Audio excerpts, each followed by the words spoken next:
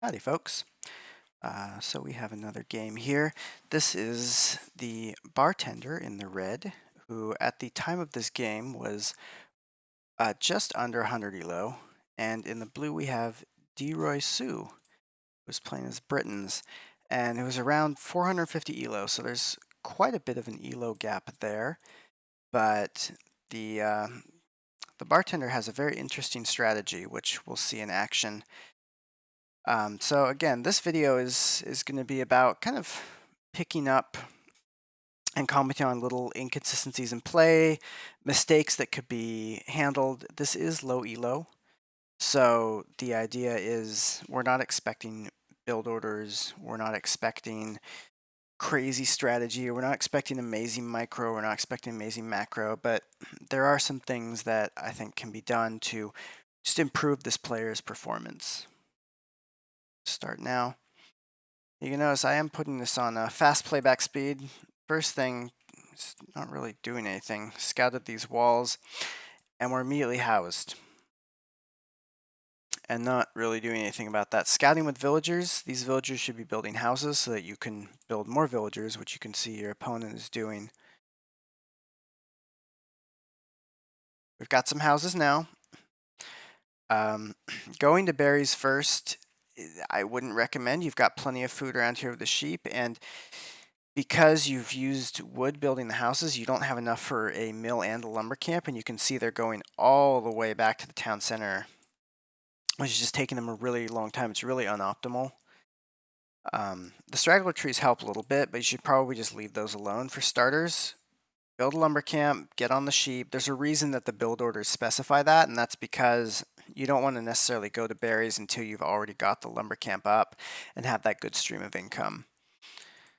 Producing villagers okay so far. I have a suspicion that that's probably going to end eventually. And now we have this villager going forward.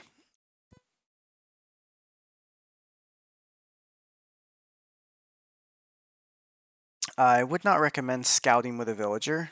They are, not only do they have, you can see a slightly smaller view radius, line of sight than scouts, but they're also a little bit more useful collecting resources. Okay, so we found the enemy walls and gonna wall them in. This is not the worst strategy in the world, actually, because when you wall the enemy in, you do make it, and you can see a second villager coming forward, presumably do the same thing. You do make it harder for them to get out. You have to assume the scout is probably already out of the base, which also means that this villager is potentially under threat from the scout, since the scout knows exactly where they are. I wouldn't do the second layer. And the reason for that being, the first layer is just kind of an annoyance. Maybe your opponent wants to go out and take this stone, or maybe they want to scout a little bit more. Maybe they want to send a forward military force. Well, they have to get through this palisade. It's not going to bother them that much. But what it does do is it means that they can't leave through this gate without you knowing that they've left through that gate. The second wall, on the other hand, not so useful. And the reason for that being palisade walls are extraordinarily flimsy. Feudal age units don't have too much trouble getting through them. And Castle Age, which you can see your opponent's already going feudal here. Castle Age units, which fast castle is very popular on Arena, they'll just blow right through this. Easy, like it wasn't even there. And this is taking up a lot of wood to do as well. I can understand the reasoning. The idea is, oh, you know, I've walled up the gate. What if they just delete their stone wall and get out that way? Well, they're probably not going to do that. They're probably just going to destroy your palisades instead, and this is taking so much wood. You can see we're going to stone here with no mining camp. We're going to wood here with no lumber camp. We still have not that the mill really matters anymore because the berries are all gone. There's basically no buildings in this at all except for these 8 houses. And why would you build the mill now that the berries are gone? You see at 11, I think DeRoy has seen that their base is being walled in. We've got a third layer of walls coming in here now. Again, it's just overkill.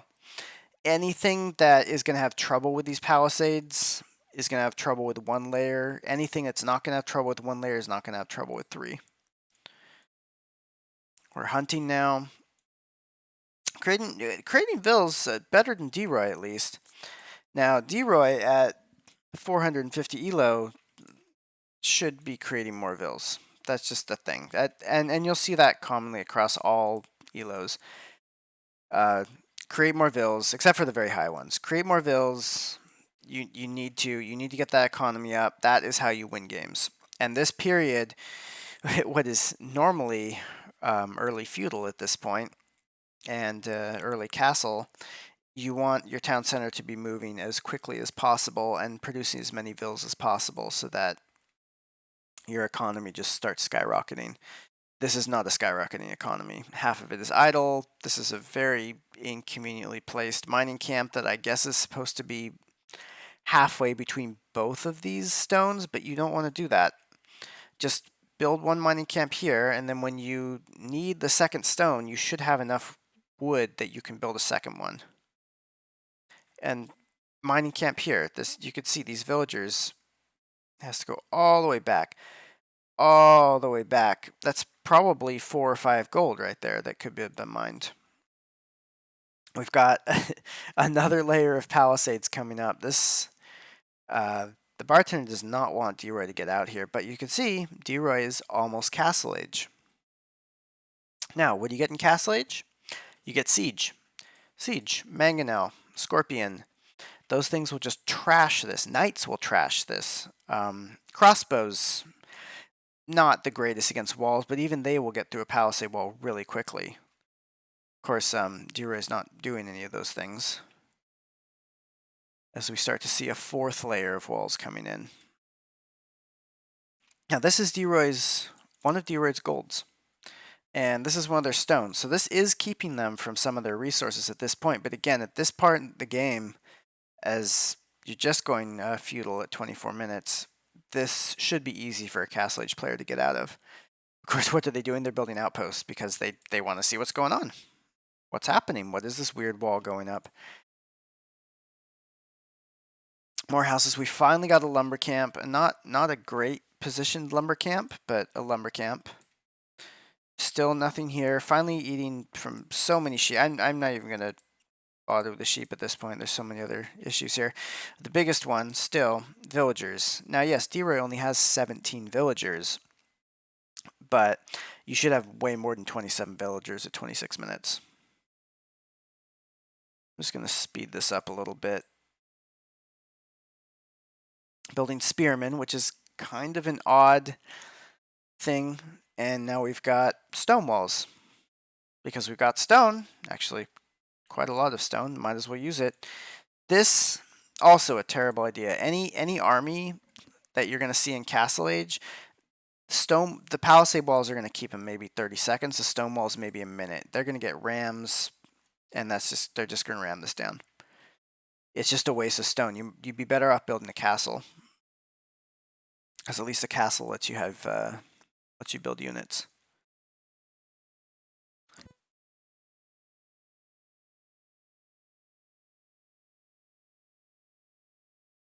We've got a ton of people on wood at this point, which is good. Getting some farms up. Blacksmith market. So it's at least the bartender knows the buildings they need to go to castle, because when you go fast castle, these are usually the buildings that you build. But no castle is coming in. Now we have a villager. See, even a villager can take out a palisade wall, and it is taking a while, but yeah, this palisade wall would have gone down, as D-Roy is now up to Imp. Imp. I mean, yeah, if your opponent walls you in, that just kind of gives you a free go up to Imp. And now D-Roy's building another wall, because they said, hey, my opponent's building walls, I got to build walls. Why? This doesn't make sense. This is not necessary. You already have your own walls. Your opponent's shown really no no aggression to actually come forward and take out your walls, well, except for maybe these towers. Why would you need to build your own wall? I mean, maybe, yeah, build a castle here. Again, castle, take down those palisades, easy. And we've got a second layer of stone walls coming up. If the first layer didn't stop the opponent, the second layer is not going to stop them. It doesn't make sense to do both of these. Again, it's kind of a waste of stone, and you could have a castle for this. Actually, probably 2 castles, considering how much is here. Each of these gates is 30 stone. You see, the bartender's run out of this stone and is now, his villagers are making the trip all the way here, getting gold mining, which if you want to increase how optimally you collect gold, you probably should put a mining camp here. The fact that they're running all the way and now all the way over here, they may have actually gone here automatically because this was actually closer.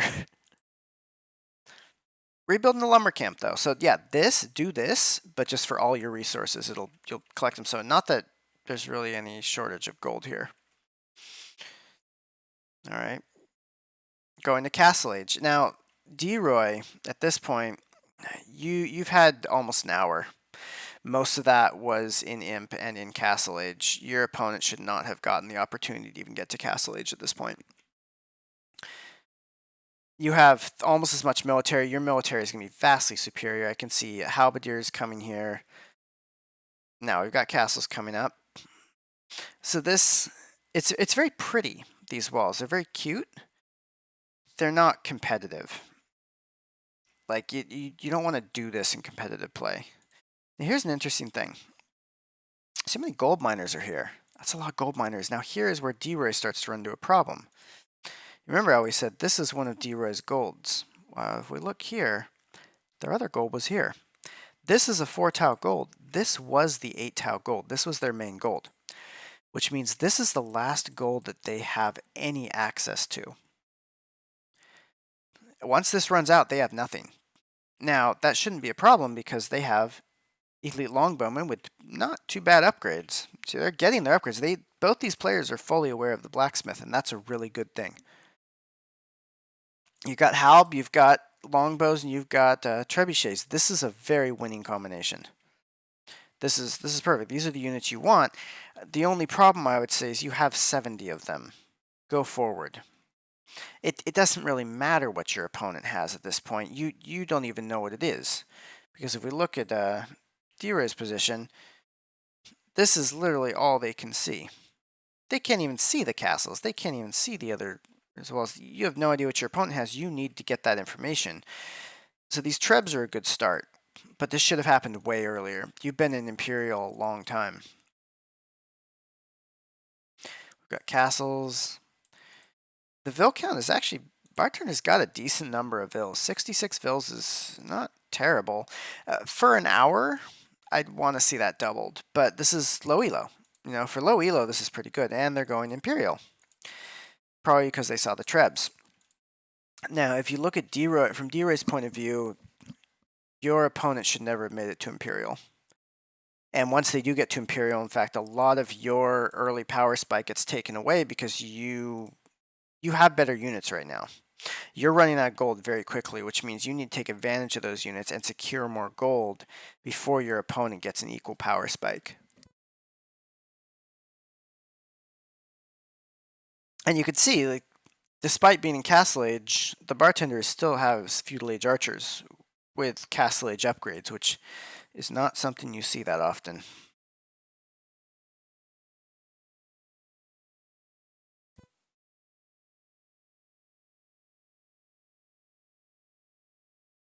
The bartender also has access to all the gold.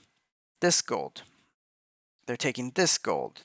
They have this gold they can take. They could take this gold. It might be a little dangerous to take this one, but your enemy can't get to it. Fortified wall will help, but you can see at this point, these trebs, if they want to get through this, they're going to get through this. It's not going to take them that long. Having 2 layers doesn't help you here. This is what you need, the counter trebs. And you can also see for D-Roy, you see how these are missing? Britons have a technology called Warwolf, which makes your trebuchets fire 100% accurate. That is really useful for treb wars like this. That is exactly what you want because that treb would be gone. You know, it just keeps missing. And you can tell it's trying to target this guy because it keeps hitting around it. Get Warwolf. You would easily win these fights.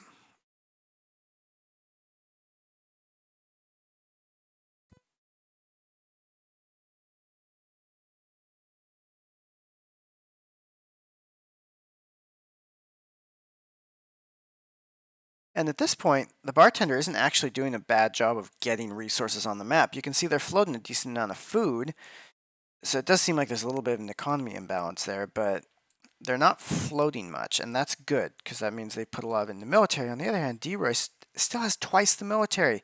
They're all feudal age. These are just got to castle age units. And here come the longbowmen. The problem they're going to run into is they don't have a lot of these. They have to use them sparingly. They've been losing a lot of trebs. Trebs are expensive. They're 200 gold each. Wood, not a big deal. The gold is going to be a problem. And now you're starting to use longbows against trebs. Also not the greatest. And you don't have many longbows because this is all the gold they have left. Once this runs out, no more longbows.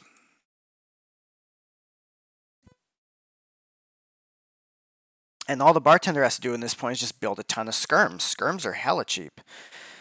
You know, food, wood, they're trash units. You just build a bunch of skirms, send them against the longbows. They don't even have to trade cost effectively because your opponent can't get any gold.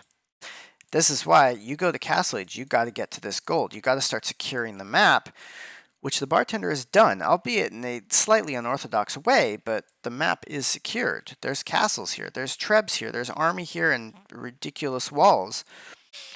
D-Roy can get out of this still, but it's going to take some doing. The most ridiculous thing here to me, honestly, is how these longbowmen are losing a fight against trebuchets.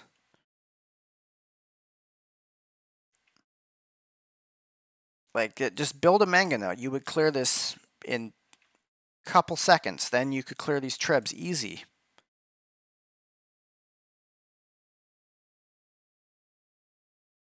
We're here. We've abandoned this wood line for reasons and going over to this one because reasons. Still no gold mine here, or mining camp. And 10 villagers. All of them having to move all the way back and all the way back. You know, we know that they do know how to build mining camps because they've got one here, they built one here. So why not one here?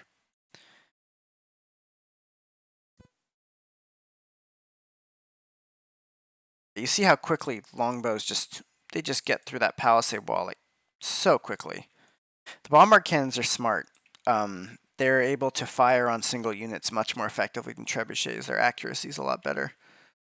But the Zonager, just take the Zonager, flatten them. Onagers are crazy good against longbows. Maybe not elite longbows. Let's see, why? Or you could just fire at this trebuchet. That also works. But you can see how much damage that did. I love this taking down gates with archers. Fortified, it's gonna take so long. Yeah, and see how fast these skirmishers just clean that up. They're gone. Skirmishers also really good against halbs. And the problem is now, you notice D-Roy is not sending any more longbows. Okay, there he goes. But he's probably pretty close to being out of gold. He's run out of his mine. He's got no mines there. He's not producing anymore. This is probably all he's got left. And he's got to be real careful with these now because there are skirmishers on the field with pretty close to full upgrades. There are bombard cannons that will snipe these really easily. Yeah, this is not a fight you want to take anymore because you're going to lose your longbows, and this is the last gold unit you have. The bartender is actually not in a bad position at this point. Taking out the farms. This isn't actually horrible because each one of those farms costs 60 wood. You know, and if especially if you're already messing with your opponent's economy.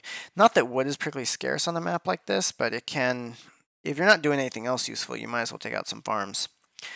I don't understand the siege tower. I don't understand the petards. I don't understand why the siege tower is here. It's not like you need to go over your opponent's walls or your own. And you see now, this is the last of the longbows.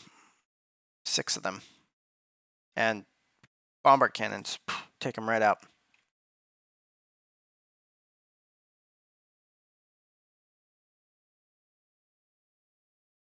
halberdiers, they're good, but halberdiers, we've got a lot of counters to halberdiers here. We've got heavy scorpion. We've seen elite skirmishers do really well against them. We've seen bombard cannons, which at range can also do really well. That scouts not so much. But this game is now the bartenders to lose. This whole wall strategy seems to have kind of paid off. Again, don't try this against a player who's 700-800 elo. They will simply build siege and just knock this down or take it out with vills. But it seems to have worked in this. Oh, all right. That also happened. Hand cannons, you can see, are actually a pretty good counter against halbs because they do a decent amount of damage against them. And there's a lot of those here. At this point, for D-Roy, the game's kind of over. The best thing I would actually say to do would be to try to chop, maybe onager chop around here. Try to raid. Maybe even try to get to this gold if you can. Try to be sneaky about it. But you're out of gold. Your opponent still is making plenty of gold units. Their trash counters your trash. They have plenty of trebs. Yeah, this game is basically over. And it didn't have to be. It didn't have to end this way. See, not the greatest micro here. Because the bartender still has 56 vills and isn't creating anyone, I think. Yeah, they only have one town center at this point. Needs more town centers, need more vills. You see the inaccuracy of hand cannoneers. But when they hit, boy, they hit. Look at that damage. Yeah, I'm just speeding this up. This game is basically over. I think it's going to be a little while because first, bartender has to kill every single one of these houses. Here's another funny thing. Look at these houses. See this grid? This looks pretty. And villagers can walk in between it, but it takes up so much space. There wasn't even room to put a town center here or a town center here. Oh, there's still some stone here. Compress your houses. Put them. If you're don't have a lot of space, you could have put them back here. There's so much room for houses here. Don't clutter your main base with a bunch of houses because then you won't have enough room to build production buildings. You won't have enough room to build town centers, farms, that sort of thing. But yeah, very, very pretty houses.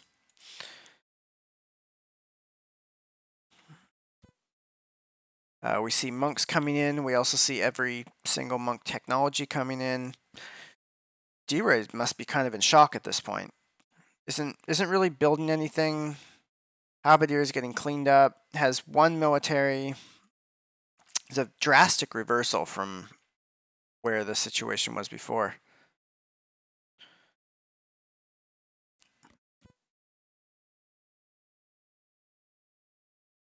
Maybe build something that's not skirms, but on the other hand, all you've seen your opponent do recently is halberdier, and skirms counter halberdier, so this isn't the worst choice. This one heavy scorpion's kind of funny though.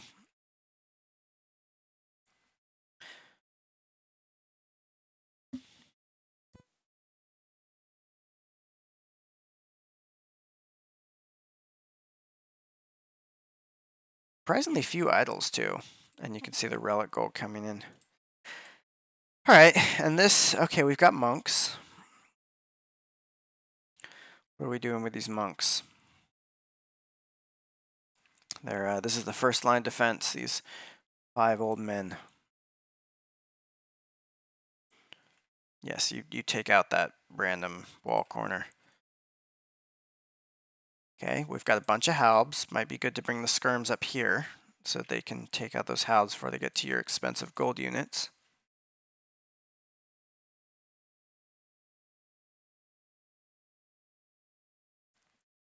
And we're going. This is not great. Not going scouts is not the greatest idea because you've seen a million halberdiers. Oh yes, of course. Let's convert the enemy houses because that's a great idea. That'll piss them off and kill all of our monks. And just watch these halberdiers melt. Yeah, they kill the cavalry, but I mean, and then that's the game. So, lessons to be learned here. Not actually too bad with the vills, though. There's always room for, unless your town center is producing constantly, you get multiple of them when possible, and you don't stop that till you get to 100, 120 vills. There's always room for improvement. But this was definitely not 100 elo. I was not expecting that. Getting the relics was also really good. The initial walls, yes, the initial walls were not the greatest move. They were bold, is what I would say. I've seen pros do similar things. You know, if you can get away with it and you can protect your villagers, go for it. The rest of the walls, though they worked out, not the greatest idea. I mean, it looks pretty, and I don't know quite what this is. It looks pretty and it does defend, but spend time building castles, building town centers, building army. Like if you had 6 castles ranging this, no walls, that would have been much better because the castles can build trebs, the castles can build all sorts of good stuff.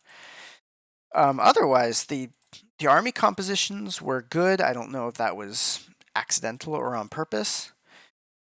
On the other hand, for D-Roy, you get up to castle and your opponent's still basically in the Dark Age, you need to go forward. You need to break out whatever the hell palisade is holding you back and just get out there because you know your units are going to be 10 times better. Even feudal versus imperial, your units are going to be so much better. 60 longbows, with 60 elite longbows, you could destroy probably 200 feudal age units.